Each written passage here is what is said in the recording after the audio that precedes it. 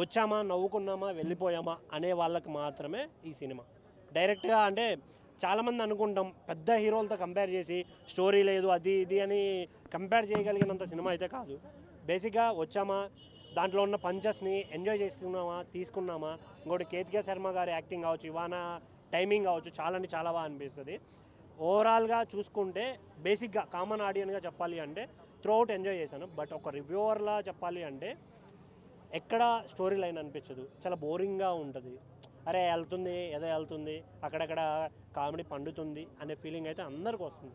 అంతే తప్ప రిమైనింగ్ అంతగా అదే పనిగా పనులు మానుకొని వచ్చి చూసి అయ్యి అంత సినిమా లేదు.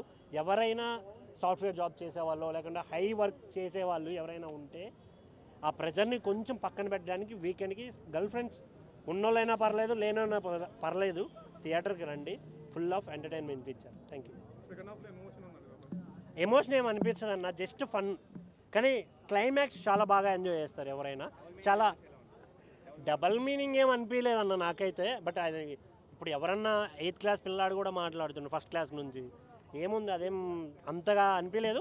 బట్ త్రూఅవుట్ ఎంజాయ్ చేయొచ్చు మనం. సూపర్ అసలు, ఆయన వల్లే ఎక్కువ నవ్వేస్తుంది థియేటర్లో హీరో గారి కన్నా. ఆయన డ్యాన్స్ కానీ వావ్ సూపర్ అనిపిస్తుంది అసలు. ఆ సాంగ్స్ చాలా చాలా చాలా బాగుంటుంది. సింగిల్స్ అస్సలు మింగిల్ అవ్వకండి రా బాబు, సినిమా చూసారంటే మాత్రం డెఫినెట్గా మీకు అనిపిస్తుంది. Thank you. హీరోయిన్స్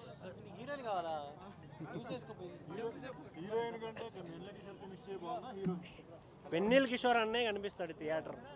హీరోయిన్ గారు వాళ్ళ అందాలు చందాల తర్వాత వెన్నెల కిషోర్ అన్న డాన్స్ చాలా అంటే చాలా బాగా త్రూఅవుట్ ఎంటర్టైన్మెంట్ ఇచ్చారు. అంటే లాజికల్గా మనం ఒక ప్రాపర్ మూవీని చూసినట్టు కాకుండా ఏదో వీకెండ్ ఎంటర్టైన్మెంట్ లా చూస్తే మాత్రం అందరికీ నచ్చుతుంది సినిమా. Thank you. నాకు స్టోరీ లేదు, కాకపోతే వాళ్ళు